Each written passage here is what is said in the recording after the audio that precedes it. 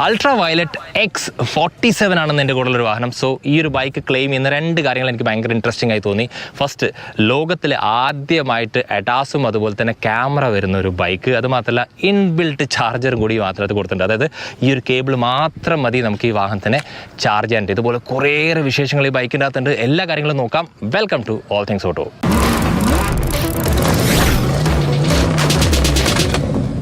കാഴ്ചയിൽ X47 നമുക്കൊരു ADV പോലെ ഫീൽ ചെയ്യെങ്കിൽ പോലും അൾട്രാ വയലറ്റ് പറയുന്നത് എന്താ വെച്ചാൽ ഇതൊരു പ്രോപ്പർ ADV അല്ല, ഇത് mix of A street as well as an ADV എന്നാണ്. ഫസ്റ്റ് ഓഫ് ഓൾ ഇതിൻ്റെ സ്റ്റാർട്ടിങ് ഇവിടെ ചെറിയൊരു വൈസർ കൊടുത്തിട്ടുണ്ട്. യൂസബിൾ ആണോ എന്ന് ചോദിച്ചു കഴിഞ്ഞാൽ യെസ്, യൂസബിൾ ആണ്. അതിനുശേഷം ഈ ഒരു ഭാഗത്ത് ഇതിൻ്റെ ഹെഡ് ലാംപ്സ് കാണാൻ സാധിക്കും. ഹെഡ് ലാംപ്സിൻ്റെ കൂടെ തന്നെ നമുക്കിവിടെ 2 DRLs ഉണ്ട്. ഇതൊരു പീക്കാണ്. ശരിക്കും പറഞ്ഞത് രസകരമായിട്ട് ചെയ്തിട്ടുണ്ട്. ഇതന്നെ ഈ വാഹനത്തിൻ്റെ ഫേസിന് കുറച്ചുകൂടി ഐഡൻറ്റിറ്റി നൽകുന്നത്. ഇനി ടയറിൻ്റെ അവിടെ നോക്കുകയാണെങ്കിൽ ആക്ച്വലി ഇതിൻ്റെ അകത്ത് സസ്പെൻഷൻ്റെ ട്രാവലിൽ മാറ്റം വന്നിട്ടുണ്ട്. സോ 170 mm ആണ് suspension travel. So if compared to നമ്മൾ F77 വെച്ച് നോക്കുകയാണെങ്കിൽ 110 ഉള്ളൂ. So more suspension travel means നമുക്ക് കുറച്ചും കൂടി ഈ വാഹനമായിട്ട് ഓഫ് റോഡ് ചെയ്യാൻ സാധിക്കും. അതുപോലെ ഡിസ്ക് ബ്രേക്സ് വരുന്നുണ്ട്. രസകരമായിട്ടുള്ള ഒരു മഡ് ഗാർഡും ഈ ഒരു വാഹനത്തിൽ കൊടുക്കുന്നുണ്ട്. സൈഡിൽ നോക്കുകയാണെങ്കിൽ ഈ ഒരു വാഹനത്തിനകത്ത് കുറേ മാറ്റമുണ്ട്. ഫസ്റ്റ് ഓഫ് ഓൾ ഇതിൻ്റെ ഏറ്റവും വലിയ മാറ്റം വീൽ ബേസിലാണ്. സോ വീൽ ബേസ് മാറിയപ്പോൾ വന്ന ഏറ്റവും വലിയ രണ്ടാമത്തെ മാറ്റം എന്താ വെച്ചാൽ ഇതിൻ്റെ ലീൻ ആംഗിൾ എന്ന് പറയും. അപ്പോൾ ലീൻ ആംഗിൾ കുറച്ചുകൂടി ഫ്രണ്ടിലേക്ക് ആയിട്ടുണ്ട്. സബ് ഫ്രെയിമിൽ മാറ്റമുണ്ട്. സോ സബ് ഫ്രെയിം കുറച്ചുകൂടി എക്സ്റ്റെൻഡ് ചെയ്യുന്ന റീസൺ എന്താ വെച്ചാൽ ഇതിനകത്ത് ഇൻബിൽട്ട് ഒരു ചാർജറുണ്ട്, ഞാൻ പറഞ്ഞു, അതിനെ പ്ലേസ് ചെയ്യാൻ വേണ്ടിയിട്ടാണ്. അത് കാരണം തന്നെ നമുക്ക് ഇവിടെ കുറച്ചും കൂടി ലഗേജ് വെക്കാനുള്ളൊരു ഓപ്ഷൻ കൂടി കൊടുത്തിട്ടുണ്ട്. ഇനി ഇവിടെ നോക്കുകയാണെങ്കിൽ സ്വിംഗ് ആമിൽ മാറ്റാൻ കാണാൻ സാധിക്കും. ലൈക്ക് സ്വിംഗ് ആം കുറച്ചുകൂടി എക്സ്റ്റെൻഡ് ആണ്. അത് മാത്രമല്ല ഇതിൻ്റെ സ്പ്രോക്കറ്റിലും മാറ്റമുണ്ട്. സോ ഇതാണ് ഇതിനകത്ത് വന്ന മേജർ ആയിട്ടുള്ള മാറ്റങ്ങൾ.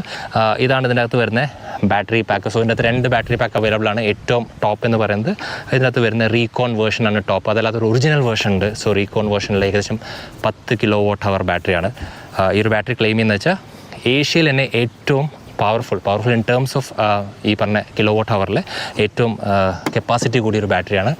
അതിപ്പോൾ 7 kW നോർമലി നമ്മൾ സ്ഥിരമായിട്ടൊരു ബൈക്കിൽ കാണാറില്ല. അതാണ് ഇതിൻ്റെ ഏറ്റവും പ്രത്യേകത. ഇനി ഇതിനെ പ്രൊട്ടക്റ്റ് ചെയ്യാനായിട്ട് ഇത് കവേർഡാണ്. അത് മാത്രമല്ല ഇവിടെ നമുക്ക് ഈ ഒരു പ്രൊട്ടക്ടറും കൂടി കൊടുക്കുന്നുണ്ട്. ബൈ ചാൻസ് വണ്ടി മറിഞ്ഞ് വീണ് കഴിഞ്ഞാൽ ഈ ഒരു ബാറ്ററി പാക്കിന് ഒന്നും സംഭവിക്കാതിരിക്കാൻ. ഇനി ഈ ഒരു ഭാഗത്ത് നോക്കുകയാണെങ്കിൽ ഹാൻഡ് ബാർ മാറിയിട്ടുണ്ട്. ഹാൻഡ് ബാർ മാറിയപ്പോൾ ഹാൻഡ് ബാർ കുറച്ചും കൂടി ഹൈറ്റിലേക്ക് ആയപ്പോൾ നമുക്ക് ഇരുന്ന് ഓടിക്കുമ്പോൾ കുറച്ചുകൂടി കംഫർട്ടബിൾ ആണ്. ഉറപ്പായിട്ട് ഞാൻ ഈ വണ്ടി ഓടിച്ചതിൻ്റെ ശേഷം ഇതിൻ്റെ ഒരു വേർഡിക്റ്റ് പറയുമ്പോൾ അത് പറയാം. പിന്നെ വലിയ മാറ്റം തോന്നാത്ത കേസ് എന്താ വെച്ചാൽ ഇതിൻ്റെ അകത്ത് വന്ന ആ ഒരു ഇൻസ്ട്രുമെൻറ്റ് ക്ലസ്റ്ററാണ്. സെയിം നമ്മളിതിന് മുമ്പ് F77 കണ്ട ഇൻസ്ട്രുമെൻറ്റ് ക്ലസ്റ്ററാണ്. ഇനി ഇതിനപ്പോൾ നമുക്ക് ട്വിസ്റ്റ് ചെയ്തിട്ട് ഓപ്പൺ ചെയ്യാം. ഓപ്പൺ ചെയ്ത് കഴിഞ്ഞാൽ ഇതിൻ്റെ അകത്ത് 2 രീതിക്ക് ചാർജ് ചെയ്യാൻ പറ്റും. ആക്ച്വലി പറഞ്ഞാൽ 3 രീതിക്ക് ചാർജ് ചെയ്യാം. സോ ഈ ഒരു വണ്ടി വാങ്ങുമ്പോൾ തന്നെ നമുക്ക് ചാർജർ ഇല്ലാത്തൊരു വേർഷനിലേക്ക് പോകും. അപ്പോൾ നിങ്ങൾക്ക് അത്രയും അഫോർഡബിലിറ്റി വലിയൊരു ഇഷ്യൂ ആണെങ്കിൽ ഇതിനെ നമുക്ക് ഈ ഒരു ഇൻബിൽട്ട് ചാർജർ ഇല്ലാതെ വാങ്ങാം. സോ അതിന് കുറച്ച് പ്രൈസ് കുറവായിരിക്കും. ഇനി X47 അകത്ത് വന്ന ഏറ്റവും വലിയ പ്രത്യേകതയെക്കുറിച്ചാണ് ഞാൻ സംസാരിക്കാൻ പോകുന്നത്. അഡാസ്, അതായത് advance driver assist system active ആവുന്നത്. സോ അതിൻ്റെ അകത്ത് എന്തൊക്കെയാണുള്ളത്? ബാക്കിലൊരു റഡാർ ഉണ്ട്. അതുപോലെ ഫ്രണ്ടിലും റിയറിലും ക്യാമറ ഉണ്ട്. ഞാൻ പറഞ്ഞത് അതിപ്പോൾ എങ്ങനെയാണ് വർക്ക് ചെയ്യുന്നത് പറയാം. ഇനി റഡാറിൻ്റെ കേസ് നോക്കുകയാണെങ്കിൽ 4 ഫംഗ്ഷൻസാണ് ഈ റഡാർ ചെയ്യുക. ഫസ്റ്റ് ഓഫ് ഓൾ നമ്മളിപ്പോൾ വാഹനം ഓടിച്ചുകൊണ്ടിരിക്കുകയാണ്.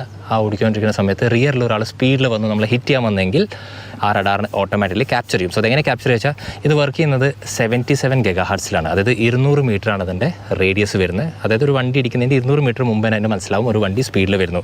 ആ ഒരു സിറ്റുവേഷനിൽ ഈ ഒരു വാഹനത്തിന് നമ്മുടെ ഈ ഡിസ്പ്ലേൻ്റെ അകത്ത് റെഡ് ലൈറ്റ് മിന്നും. ലൈക്ക് സൈഡിൽ നിന്ന് ഇങ്ങനെ റെഡ് ലൈറ്റ് ഇങ്ങനെ വരുമ്പോൾ നമുക്ക് മനസ്സിലാവും എന്തോ ഒരു പാനിക് സിറ്റുവേഷനാണ്. അത് മാത്രമല്ല ഈ 2 മിറേഴ്സിൻ്റെ അകത്ത് ഇതിൻ്റെ ബ്ലൈൻഡ് സ്പോട്ട് വന്നിട്ട് റെഡായിട്ട് മാറും.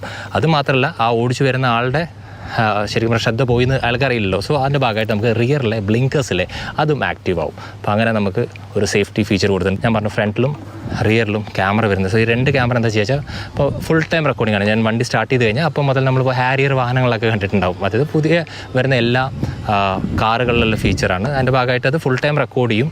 ഇനി ബൈ ചാൻസ് ഈ വണ്ടി ഇടിക്കുകയോ അല്ലെങ്കിൽ ആ സമയത്ത് ഒരു ഷേക്ക് വരിക അല്ലെങ്കിൽ ഇതിൻ്റെ എന്തെങ്കിലും സംഭവിക്കുന്ന സമയത്ത് അത് ഓട്ടോമാറ്റിക്കലി ആ ഒരു 1 മിനിറ്റ് അങ്ങോട്ടും ഇങ്ങോട്ടും ഒരു പ്രോപ്പർ ഒരു വീഡിയോ ആക്കി മാറ്റി സേവ് ചെയ്ത് വെക്കും. സോ ആ ഒരു ഫീച്ചർ എനിക്ക് ഇതിനകത്ത് ഭയങ്കര ഇഷ്ടപ്പെട്ടു. കാരണം പ്രത്യേകിച്ച് നോർമലി ഒരു ബൈക്കിൽ നമ്മൾ കാണാത്തതാണ്. സേഫ്റ്റിക്ക് കൂടുതൽ ഇമ്പോർട്ടൻസ് അൾട്രാ വയലറ്റോടെ കൊടുത്തിട്ടുണ്ട്. X47 നോർമൽ റോഡിലും അതുപോലെ ഹൈവേയിലും ഓടിച്ചു. ബേസിക്കലി പവറിന് ഒരു കുറവില്ല. പവർ ഇഷ്ടംപോലെ ഉണ്ട്. ആ 3 മോഡ് ആക്ച്വലി ആമ്പിളാണ് പവറിൻ്റെ കേസിൽ. പക്ഷേ എനിക്ക് ഫീൽ ചെയ്യുന്നത് വെച്ചാൽ സസ്പെൻഷൻ്റെ കേസിൽ ഞാൻ അത്രത്തോളം ഹാപ്പി അല്ല. ഇൻ ടേംസ് ഓഫ് ബാലൻസിങ്ങിലല്ല. പക്ഷേ നമ്മളിപ്പോൾ ഈ നോർമൽ റോഡിലൊക്കെ വണ്ടി ഓടിക്കുമ്പോൾ നല്ല രീതിക്ക് അത് ഹിറ്റ് ചെയ്യുന്നുണ്ട്. അപ്പോൾ ഞാൻ ഒറ്റയ്ക്ക് പോയപ്പോഴും എനിക്ക് ഹിറ്റ് ചെയ്തു. ഒരാളെ പില്ലിയനായിട്ട് വെച്ചപ്പോഴും നല്ല രീതിക്ക് സസ്പെൻഷൻ്റെ ഹിറ്റിംഗ് നമുക്ക് അനുഭവപ്പെടുന്നുണ്ട്. അതുപോലെ സീറ്റ് ആക്ച്വലി ഞാൻ ട്രാക്കിൽ ഓടിച്ചപ്പോൾ എനിക്ക് ഭയങ്കര കംഫർട്ടബിളി ഫീൽ ചെയ്തെങ്കിൽ പോലും ഇതിൻ്റെ ലീനിങ് ആംഗിൾ കുറച്ചുകൂടി ഫ്രണ്ടിലേക്ക് ആയപ്പോൾ ഇപ്പോൾ നോർമലി സ്ഥിരമായിട്ടൊരു ബൈക്ക് ഓടിക്കുന്ന ആളുകൾക്ക് വലിയ പ്രശ്നമല്ല, അല്ലാത്തവർക്ക് നമുക്ക് ആ ഒരു ബാക്കിൽ നിന്ന് ആ ഫോഴ്സ് ഫ്രണ്ടിലേക്ക് വരുന്ന പോലത്തെ ഒരു ഫീൽ ഉണ്ട്. അല്ലാത്ത രീതിക്ക് ബാക്കി എല്ലാ കേസിലും ഇപ്പോൾ ബേസിക്കലി ഇത് ഒരു ഇലക്ട്രിക് ബൈക്കാണ്. സോ അതിൻ്റെ ആ ഒരു CG സെൻറ്റർ ഓഫ് ഗ്രാവിറ്റി എല്ലാം പെർഫെക്റ്റ് ആണ്.